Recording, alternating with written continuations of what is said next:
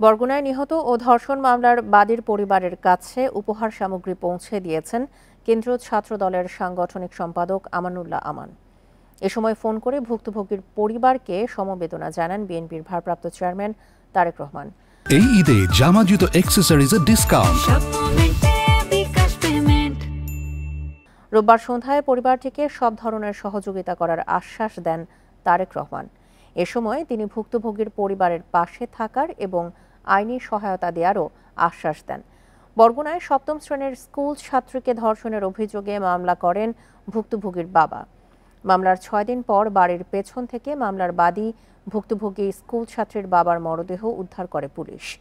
পরিবারের একমাত্র উপার্জনক্ষম ব্যক্তিকে হারিয়ে চরম দুর্দশায় দিন কাটছে পরিবারটির।